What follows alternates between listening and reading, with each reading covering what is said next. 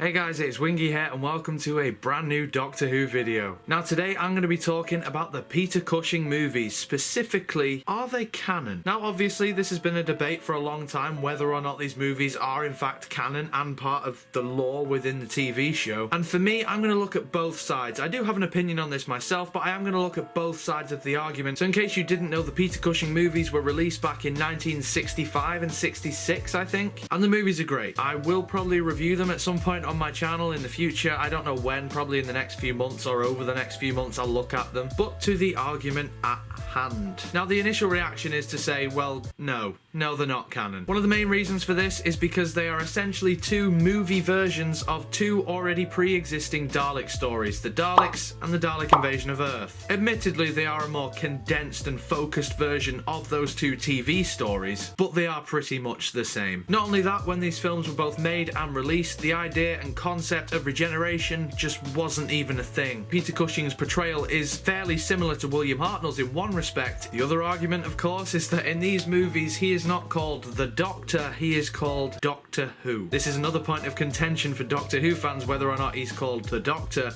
or Doctor Who within the context of the TV show. So whether you're someone who thinks he's called the Doctor or you're someone who's wrong, in these movies he is actually called Doctor Who. So purely for that, no, this isn't going to be canon because he isn't the same character. And I know for a fact some people are going to say, actually it says Doctor Who in the end credits, and in another episode he wrote down his name as Dr. W. He was also referred to as Doctor Who in The War Machines. God, I hope it's The War Machines, otherwise I'm going to be rinsed for that. But regardless, no, his name is the Doctor in the TV show. His name is not Doctor Who. I don't care about the credits or those things in the 60s. Also in Doctor Who, it was established that he had one heart back in the 60s, and in the TV movie, he's half human, and that doesn't mean shit either, because that's not canon. So some things, they were canon, but then they're not. He's not called Doctor Who, he's called the Doctor. Plus, in the movies, he does seem human. It does come across like he's just some dude who built this TARDIS in his back garden. There's no sort of ran away from a civilization type thing like in the TV show. So for those reasons, in terms of the way that they portray the character and the way that they handle the lore, no, this is not canon. Or is it?